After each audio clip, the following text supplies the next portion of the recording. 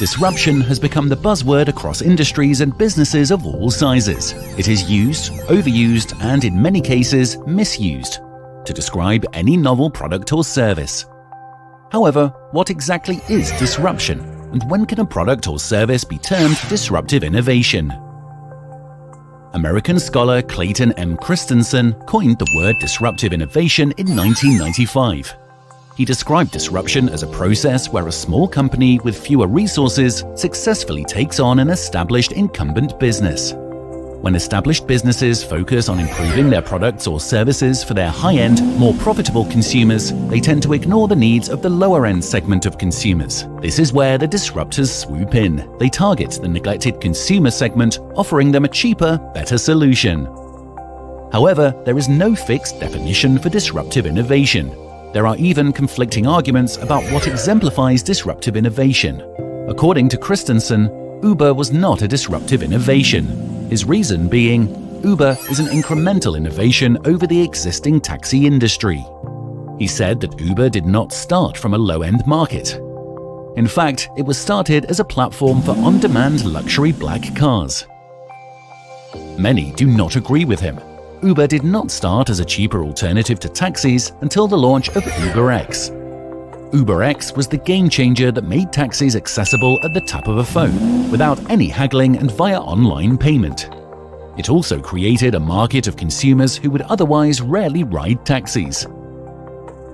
The digital revolution is what fueled this innovation boom.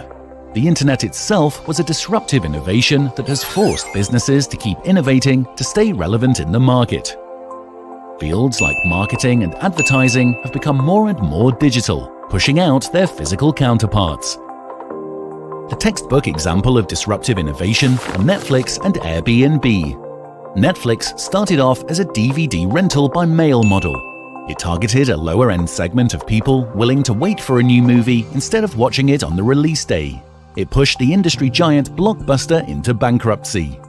When video streaming started to threaten its existence, Netflix also jumped on board and has now left TV cable companies and theaters in peril. Another major disruptor, Airbnb, offers affordable, short-term rental accommodation with a seamless experience using its app and allows hosts and travelers to interact directly. This has changed the game in both the tourism and hospitality industry, but also the real estate business. Without the internet, the successes of the likes of Netflix, Uber, Airbnb would not have been possible. It gave disruptive innovation a massive boost. Of course, there was disruptive innovation before the internet. The printing press, for example, was one of the first disruptive innovations.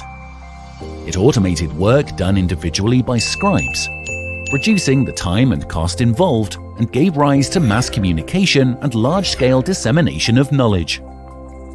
While there's no clear formula for disruptive innovation, there are certain factors prospective disruptors should consider. Find opportunities in an existing market where demands of a customer segment are not being met. While the incumbent established business in the field focuses on incremental innovation to cater to their most profitable consumers, target their lower-end customers. Provide a better and more accessible solution at a lower cost. Improve the customer experience. Leverage technology to the fullest. Technology is what is common to most of our major disruptors today. Consider Airbnb and Uber. They do not own any property or cars, but dominate their respective markets through technology. By its very nature, disruptive innovation is unpredictable. While there are definitions and recommendations, any disruptor's road to success and the subsequent consequences are unique, so we never know where the next disruptive innovation will come from. Let's recap. Disruptive innovation is a process where a small company with fewer resources successfully takes on an established incumbent business. The internet led to a boom in disruptive innovation by changing the paradigm in many industries.